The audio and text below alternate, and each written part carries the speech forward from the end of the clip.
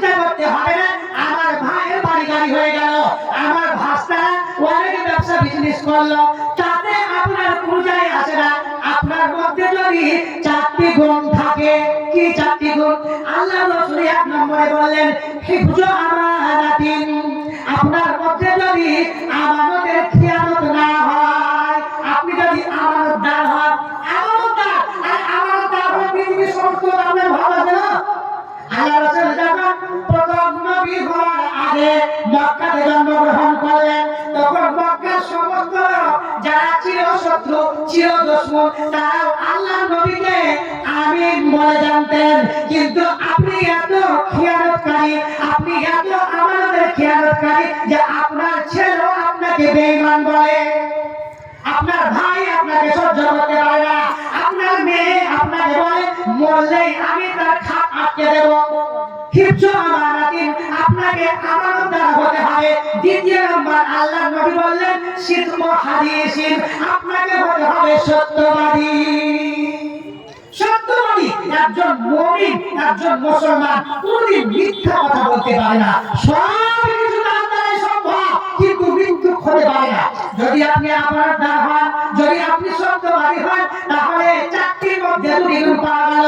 3 নম্বর হলো আল্লাহ রাসূল বলেন হুসনু খালিকাতি, তোমার ব্যবহার যদি ভালো হয়, তোমার ব্যবহার যদি উন্নত মানের হয়, তোমার ব্যবহারে মা সন্তুষ্ট, বাবা সন্তুষ্ট, স্ত্রীর সঙ্গে ভালো ব্যবহার, মা এবং ছেলের সঙ্গে ভালো ব্যবহার, পাড়া প্রতিবেশীর সঙ্গে সবার সঙ্গে আপনার ভালো ব্যবহার যদি হয়, তাহলে আপনার মধ্যে উত্তম চরিত্র আছে। আল্লাহ রাসূল বলেছেন কিয়ামতের দিন মানুষের যে আমলটা সবচাইতে বেশি ভারী হবে, সবচাইতে বেশি ভারী সেই আমলটা কি? আল্লাহ রাসূল বলেছেন আপনার ব্যবহার।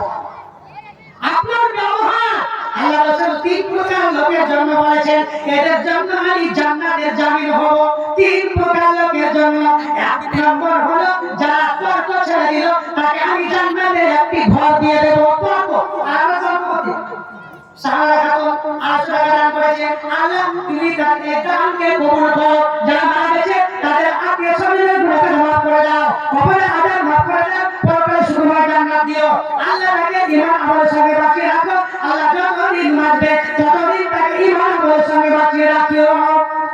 আমাদের তুমি সবকিছু দিয়ে নিজেকে পেয়েছো প্রভু আমার, কয়টি মানুষ মাথা নত করে প্রাপ্য বুঝিয়ে দেয় তোমার।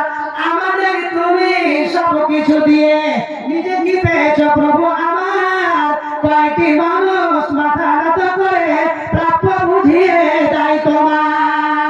যাহাদের তুমি জন্ম জানিলে, আমাদের আপনাদের আল্লাহ সৃষ্টি করেছেন শুধু তার ইবাদত করার জন্য। আল্লাহ বলেছেন ওয়া খালাকুল জিন্না ওয়াল ইনসা ইল্লা লিয়াবুদুন, ওরে পৃথিবীর মানুষ তোমাকে আমি সৃষ্টি করেছি শুধু আমার উপাসনা করার জন্য, আমার ইবাদত বন্দেগী করার জন্য। কিন্তু তুমি এমন বেঈমান, আযান হলেও মসজিদে যাও না। তুমি এমন বেঈমান যে তুমি মানুষের সঙ্গে ভালো ব্যবহার করো না, দিনদার তুমি মিথ্যা কথা বলো, ওয়াদা তোমার কাছে কোনো মূল্য রাখে না। আল্লাহ রাসূল যে 4টা গুণের মধ্যে 4টা গুণ বললেন কি আপনার মধ্যে হতে হবে কি, সেটা হলো ওয়াইফাতুন ফি তামাতিন, আপনি যেই খাবারটা খাবেন সেই খাবারটা যেন হালাল হয়। আমাদের সকলের জীবনের খাবার এমন অপবিত্র, এমন হারাম যে আমাদের কোনো দোয়া আল্লাহর কাছে কবুল হয় না। আল্লাহ রাসূল একদিন বলেছেন দান করবে তো পবিত্র দান করো। কেন? আল্লাহ পবিত্র ছাড়া দান কবুল করবে না। আল্লাহ সব বলতে বলতে জায়গা না দিবা, একজন মানুষের কথা আল্লাহ সব বলতে লাগে। একজন মানুষ আল্লাহু আকবার মামুন না মান, আপনারা এসেছেন জালসা শুনে রেডি করার জন্য, আর পিছনে বসছেন যে আপনার ঘাটে গিয়ে পা ভেঙে আপনার সামনে দিয়ে চলে আসে। আপনারা কেউ দেখতে পাই না, কিন্তু কমিটি বলছে আপনাদের সামনে জায়গা ফাঁকা আছে। তো আপনাদেরকে আমি এক এক করে না বলে সবাইকে বলছি যাদের সামনে ফাঁকা আছে একটু দায়িত্ব নিয়ে আগে আসুন। আপনি আজকে আমার কথা শুনবেন, ইনশাআল্লাহ আপনার কথা আপনার মেয়ে শুনবে, আপনার বউ শুনবে, আপনার কত পাড়া প্রতিবেশী শুনবে। আপনি যদি কাউকে মূল্য না দেন আপনাকে কেউ মূল্য দেবে না। অতএব মা বোনদেরকে আমি বলছি আপনারা আগে আসুন আর জায়গা করে দেন অন্য মাহবুবের জন্য। তা আমি বলছিলাম আল্লাহর রাসূল একজন মানুষের কথা বলছেন।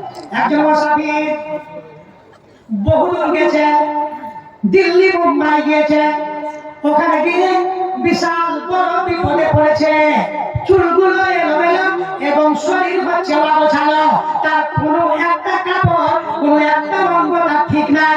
এমন অবস্থায় বিপদে পড়ে গিয়ে আল্লাহর কাছে হাত তুলে দোয়া করছে, ইয়া রাব্বি ইয়া রাব্বি, আল্লাহ তুমি আমার দোয়া কবুল করো। আল্লাহর রাসূল বলেছেন কয়েকজন লোক আছে, কয়েক প্রকার লোক আছে যাদের দোয়াকে আল্লাহ ফিরিয়ে দেয় না। তার মধ্যে মা বাবা যদি দোয়া করে সন্তানের জন্য, তাহলে এই দোয়া আল্লাহ খুব তাড়াতাড়ি কবুল করে।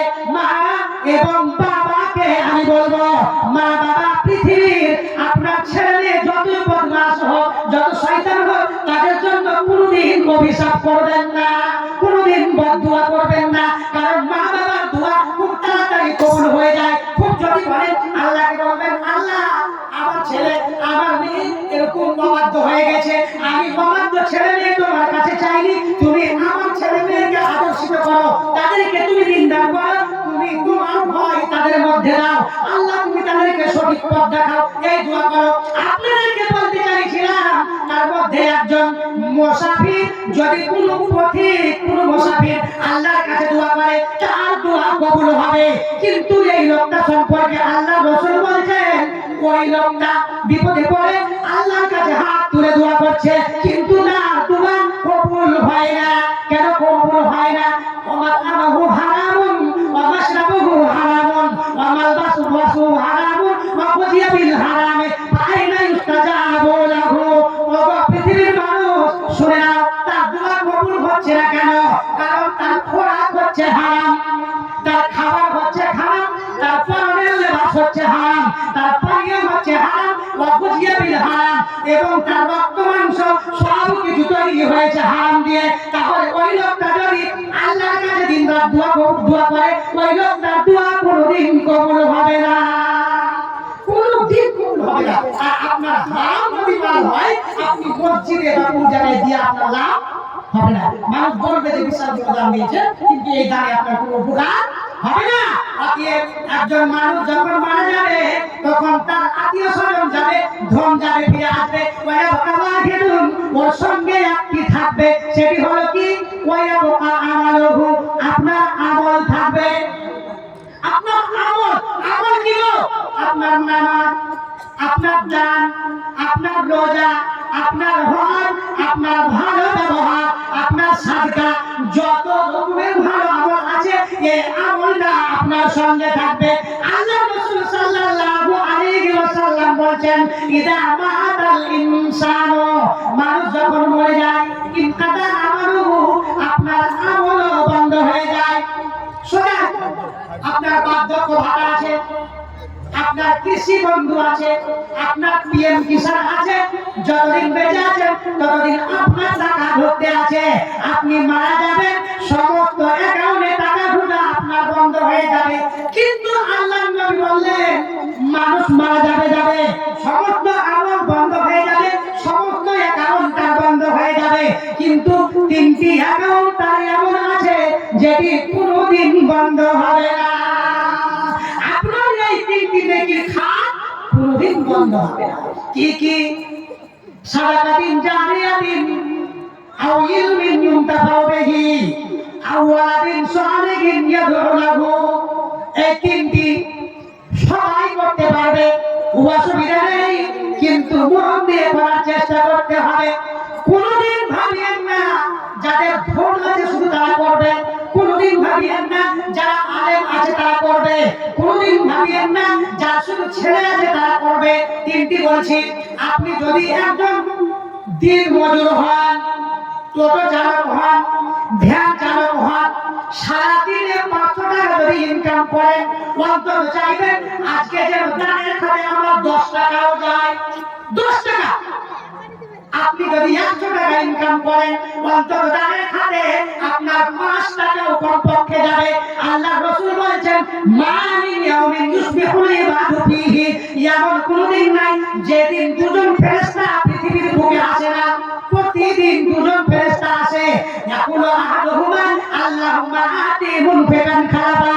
তাদের মধ্যে একজনের কাজ হলো এসে বলে, আল্লাহ পৃথিবীতে যারা তোমার রাস্তায় খরচ করে, বড় খরচ করে, মোটা অঙ্কের খরচ করে, বেশি খরচ করে, এমন কথা বলেনি। একজন বলছে, আল্লাহ তোমার পথে যারা খরচ করবে তাদের